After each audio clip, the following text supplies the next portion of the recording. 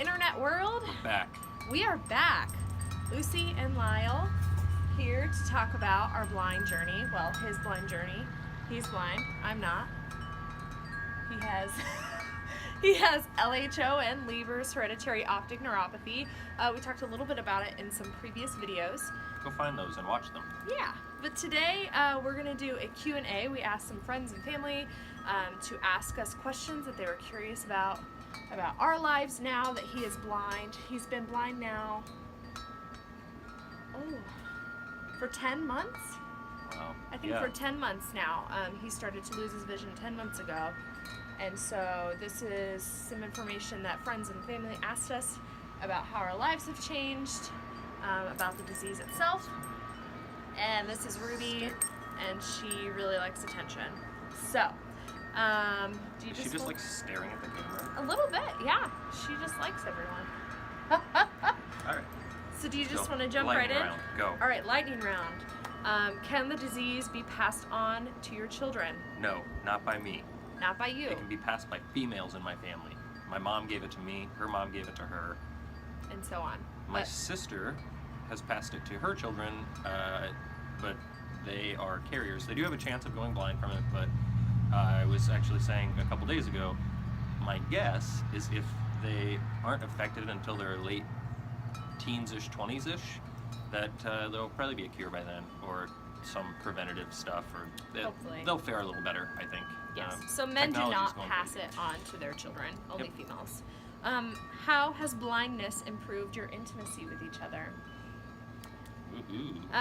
We definitely have to be more aware of each other's needs, because we can't, if we're in like a public situation, we used to be able to like give each other the look, that was like, I need out of this situation, or this is what I need from you. Basically, when you're stuck in a conversation with a weirdo, you can like give that like, or any other like non-verbal cues that you're really good at communicating with your person, but we have just like kind of learned how to re-communicate, I think. So we're definitely touching each other a lot more, like grabbing, like I'll grab her hand or arm or something in public, and that, I mean, that's helpful for doing sighted guide as well, which if you don't know what that is, you should look into it, because there are super specific ways for guiding a blind person. You don't want to just grab their arm and drag them around the world, because that is scary and you feel kind of like a dog on a leash. Yes.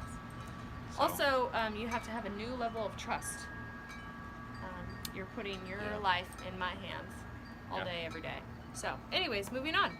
What has been the most surprising challenge you faced individually and or as a couple as you've adjusted to blindness? my go-to joke answer is always either A, putting toothpaste on a toothbrush, or B,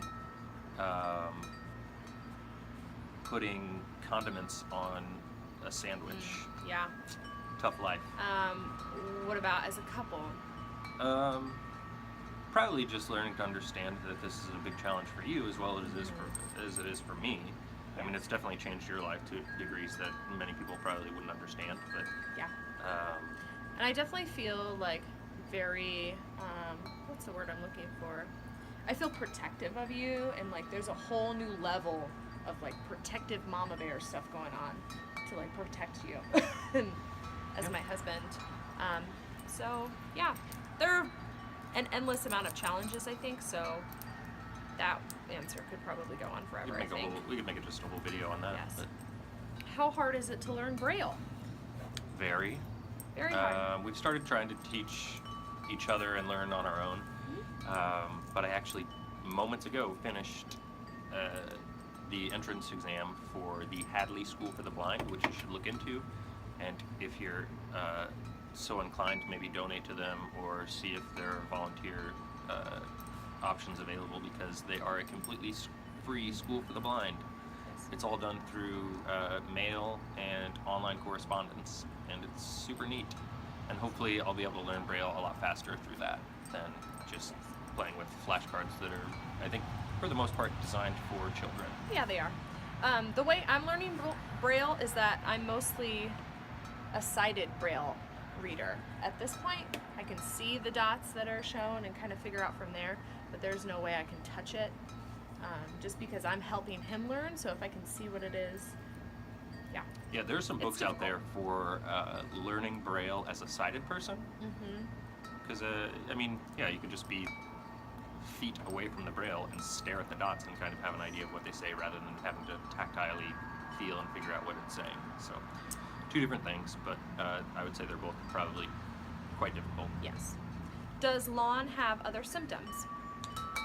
LHON, as its own thing, does not. It is and painless. there are kind of some blurred lines with it Mm-hmm. as far as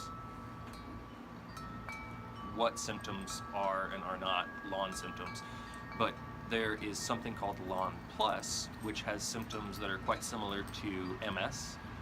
You know, muscle pain, sometimes trouble walking, spasms, you know, that kind of stuff. Headaches, dizziness, nausea. Yeah, but those are all, as far as I know, grouped in with the symptoms being the symptoms of LHON Plus. But LHON on its own, there's no pain, no headaches, nothing like that. It's just your vision goes away. When people talk to you, do you want them to introduce themselves first? Shaking hands? Is that something you're comfortable with? 90% of the time, it's not a problem. But occasionally, if I haven't seen you in a while and I might not remember your voice, then it's probably a good idea. If you're not somebody really, who talks to you every day, they should introduce themselves. Yeah, and really, it's not a bad idea generally anyway to just say, hey, it's me, Bob, or, I mean, if your name's Bob. If it's not, don't say that. But generally, I would say, yeah, it's a good idea to say who you are, and particularly if you're reaching out to shake my hand, at this point, my vision's to a point where I can't really even see that. So go ahead and say, hey, let me shake your hand, or hey, my hand's here, shake it. There have been a lot of I would. There have been a lot of situations where we're in public and he sees people from work or somebody that I don't know, and they'll come up and start talking to him, and then they'll walk away, and he'll be like, who was that? And I won't know. Yeah, there have definitely been a few occasions like that where people will come up and start talking, and it's good if you introduce yourself. Just introduce yourself. I guess a good way to imagine it is imagine someone calls you on like a new number on your phone, and they just start talking. I'd say half the time you can probably recognize them, but maybe you haven't talked to them in 5 or 10 years, and they don't have a distinct voice. It's going to take you, a few minutes, maybe figuring out by context who the person even is. So, yeah, it's probably a good idea. It's definitely not a bad idea. Yeah, so. Agreed. What struggles have you found as a spouse to someone with blindness? That question is for me. Well, the struggles, honestly, I feel like are kind of endless. Not to hate on you. I love you, and I love the struggle and being with you. But seriously, we come across new things every day that we have to deal with. For instance, we just bought this house recently before he went blind, and it has a huge piece of land that he would take care of, and now I have to take care of it, and I don't know the first thing about doing things like that. And I'm learning how to use like hand drills and all sorts of just weird things that I usually wouldn't do. So that is a struggle on its own, but also like I just grieve a lot for you, and at some points I grieve for myself, even though it feels like there's a lot of guilt for grieving for yourself because you're not the one who's blind. So you have to like kind of always check yourself in perspective and come back to you. Check your sight privilege. Check your sight privilege. What frustrates you about how others interact with you, or say, or do? Oh, this question should just be a different video. Yeah, We'll do a different video. I'll do a quick list. People yelling at me because they think I can't hear. People treating me like I'm dumb rather than just blind. And then probably 100 more. Yes. People dragging me around by my hands. People asking me if I need help with very basic things like putting on my shoes. There's a whole list of things. We'll send another video your way. Yes. I love you all, and I appreciate when people try to help me. But occasionally, not to say, things can get a little weird. What are local resources that have helped you learn, cope, or be positive? So this is a good one. A lot of people don't know that if you become disabled at any point, there's a state department. If you're an American. I would guess most first world countries. But this probably. is what it is in America. Yeah, in the U.S., and I can only speak specifically for the U.S. and for Indiana, but I would venture to guess that most other states have a similar program, most other countries have a similar program, but let's go with what I have gone through, and that is the Indiana Department of Rehab has a program where it's called vocational rehab, which is basically helping you get back to work. In my case, I've kept my job, so it's mostly a program at this point for me to maintain my job, where you learn technology skills like the screen reading program I use at work and VoiceOver for the Mac and my iPhone. You learn some organizational skills that help you keep track of, anything you have and use at work. Basic orientation and mobility skills, which is how to get around using the cane. Probably forgetting something. Oh, skills like home skills, like cooking and cleaning and that sort of thing. And that is a program that is completely funded by the state of Indiana to get disabled people back to work. So Pretty amazing. if at any point you become disabled, you can reach out to us or maybe just Google instead of us, the Indiana Department of Rehab, and they'll get you set up with a vocational rehab counselor, and you will be on the path to work. It's pretty awesome. One last question. Who among your relatives have Leber's hereditary optic neuropathy? So if you follow me on Facebook, you probably saw we posted a picture recently. We had a family reunion for the side of the family where this was inherited, and my second cousin has it. So my maternal grandmother's sister's son has it, and he lives in North Carolina. He was diagnosed, I think, 13 years ago. Mm-hmm. So he's gone through pretty much everything I've gone through, but a few years ago. And he experienced it at a time where the iPhone wasn't really a thing. So I've been working with him, kind of getting him going on VoiceOver and using the iPhone, which is really cool. a lot of fun for both of us. Mm-hmm. And I also have an uncle, A great uncle, yeah, being my maternal grandmother's brother, who I think he's 65. 64, and he was diagnosed just this year. 2 months after you were diagnosed. 2 months, well, just last year, I guess. And he already had some troubled vision in one of his eyes and is now, I think, at a similar visual point that I'm at.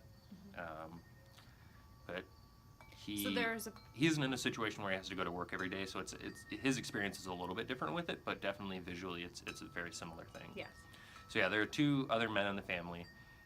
There are a handful of other female carriers and a handful of other male carriers. And a carrier is someone who has the mutation. Yeah, has the genetic mutation. But it hasn't presented itself yet. Yep, hasn't so affected the carriers their vision. still have the chance of going blind. Men typically have a 50% chance.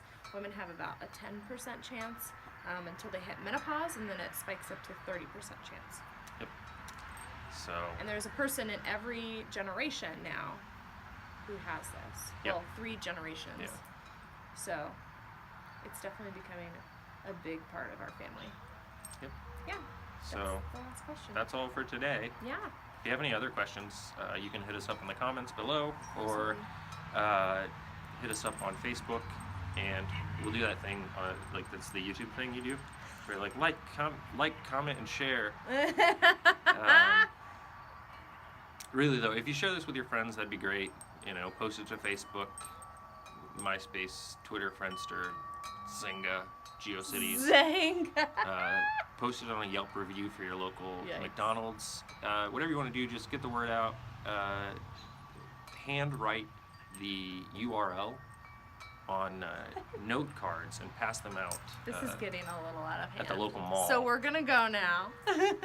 We hope that this was informational and maybe entertaining. I don't know if it was entertaining. Mostly informational. is our Super goal. entertaining because you get to stare at this At this cutie pie. funny. All right. Goodbye, everyone.